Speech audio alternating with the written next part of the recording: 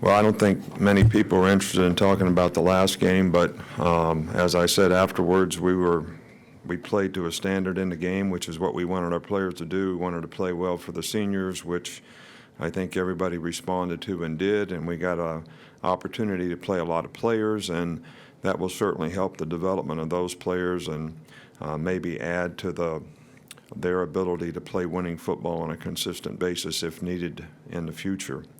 You guys got the players of the week, and obviously J.C. Austin-Howard being the SEC Offensive Lineman of the Week is great for him. From an injury standpoint, Minka will practice.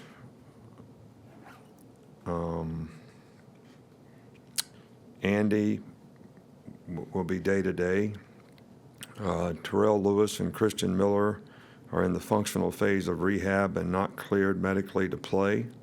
Mac Wilson has not practiced yet and has not been medically cleared to play. So whatever's out there is, I'm giving you the facts from here. I'm not saying that those guys are out for the game, and I'm not able to say whether they'll be able to play in the game. I think the most important things in games like this is the players can stay focused on the things they need to do to prepare, stay focused on what's happening now, all right, so you can utilize each day in preparation and practice so that you can have the poise to execute in what's going to be everybody knows what a big game it is, and it's going to be an emotional game, and there's going to be a lot of people talking about it, but we need to focus on what we need to do to prepare in the game. The Iron Bowl is a tremendous rivalry game. There's a lot of passion on both sides. Lots of people are interested in it. It's got lots of ramifications, this year. So as a competitor, this is always a game that you look forward to having the opportunity to play in, and our team has put themselves in a position where they have an opportunity to accomplish something in terms of taking the next step that we need to take to be able to have a chance to win the West or have an opportunity to play in the SEC championship game. Gus has done a phenomenal job, in my opinion. His team has improved throughout the course of the year and is playing as well as probably anybody in the country right now. All you got to do is look at statistical information. They're, ranked very highly in offense. They're ranked very highly in defense. They've got some real special people on special teams, including the kicker, Daniel Carlson, who is a weapon in and of himself. They're very disciplined. They don't get a lot of penalties.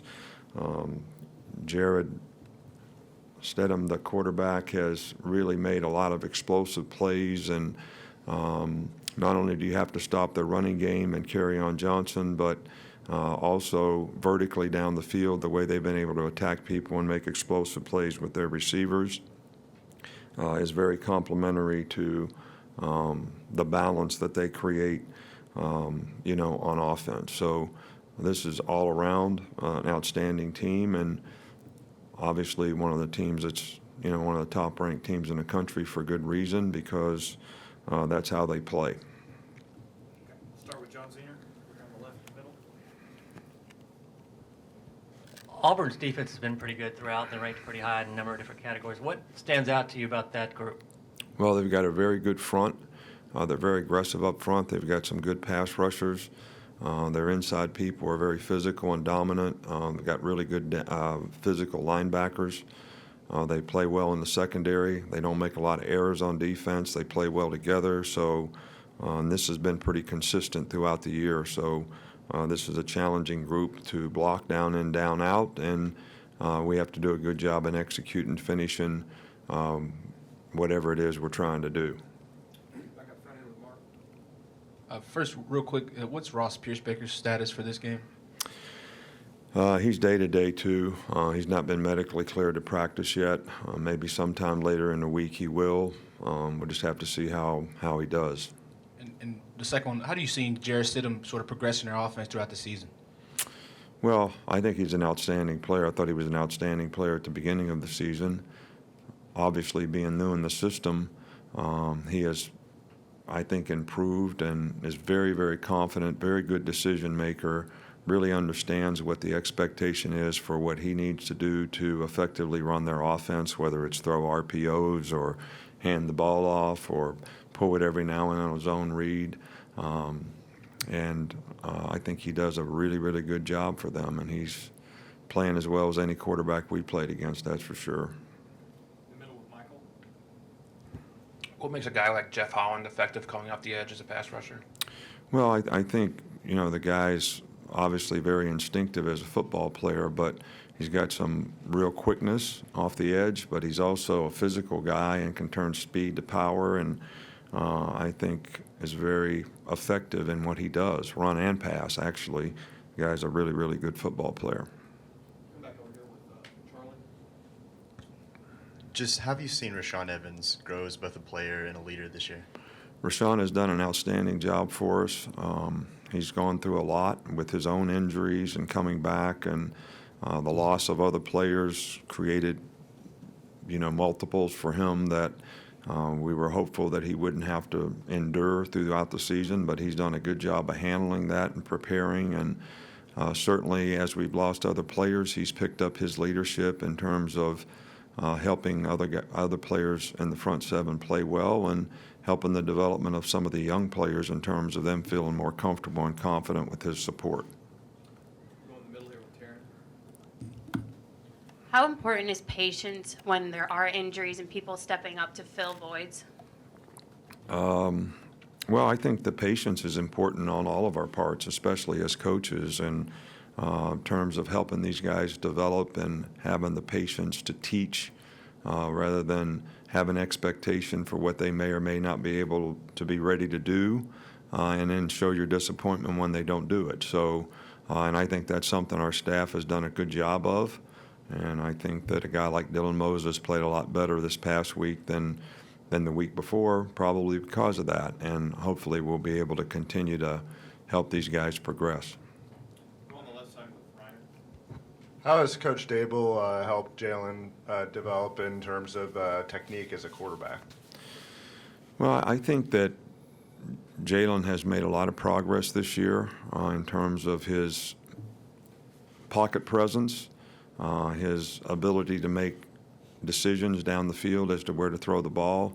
I think Brian has done a good job of helping him develop those things, which was a goal going into the season, and I think we're much more effective in that part of our game than we were early in the season or last season. So I think it's a myriad of things that you work with on a day-to-day basis that are all sort of attention to detail type things that help a guy be able to progress and develop, which I think Brian has done a good job with Jalen.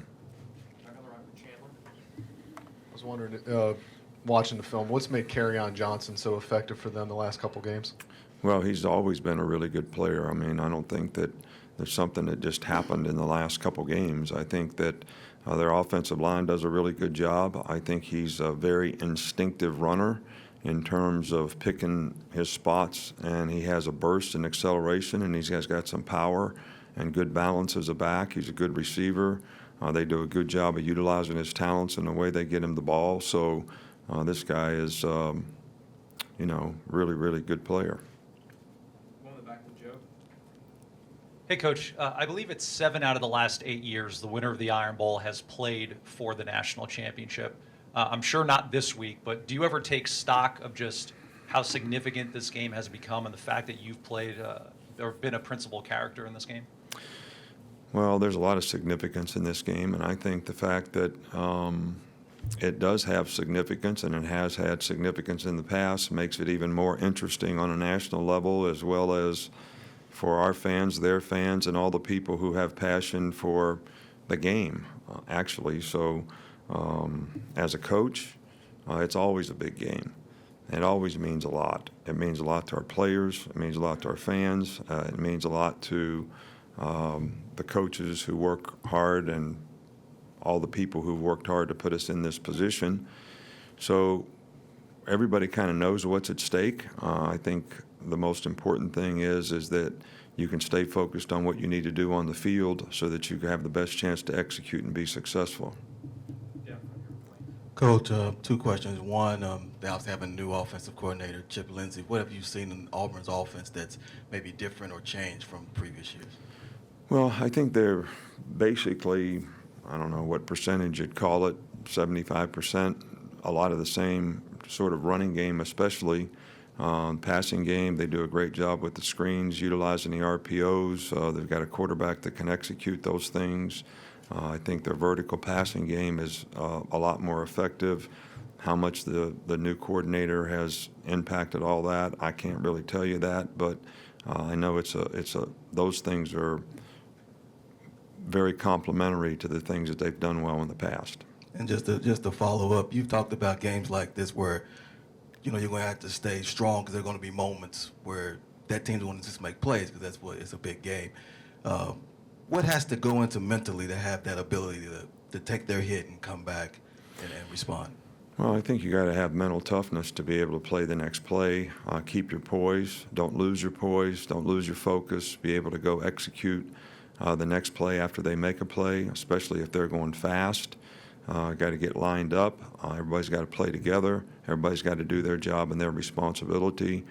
And I think that's the key to not reeling in a game, is poise emotionally, to be able to stay focused on what you need to do in that particular moment. And I think that's something that's important to practice all week long. In the back with Scott. Nick, I was wondering about, everybody has a perception of this game from the outside. Your perception perhaps when you came here 11 years ago and how it's grown and matured, and maybe your appreciation of this rivalry now that you're in the middle of it.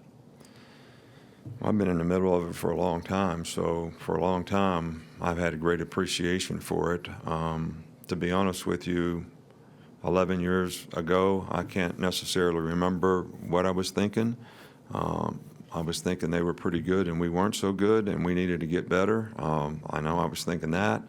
But I've always had a lot of appreciation for this rivalry even before being here. But I don't think that you really understand the significance of a rivalry until you're involved in it, whether it's Ohio State, Michigan State, whatever rivalry it is. And to the people in that rivalry, that game is as important as it is to anybody else. I think the significance of this game probably adds a lot to it, and the game has been significant, as mentioned before, for 7 out of the last 8 years. But to our fans, regardless, and to our players, and to the coaches and the people who work so hard around here, I think that this is always a game of significance. And this particular year, there's a lot on the line for both teams, and that should make it a great game. A couple more that we'll start with in the back with Sheldon. Coach, taking you back to your playing days, did you have that rivalry game? And as a player, how did you handle leading up to that? Oh, man. Are you talking about going back to my high school days when, Monongah and Farmington played? Have you heard of either one of those teams? And who cares? Neither one of them are schools anymore. They've both been consolidated. But, yeah, to the people involved in those games and those towns and those communities, that game was probably, they had just as much passion for that game.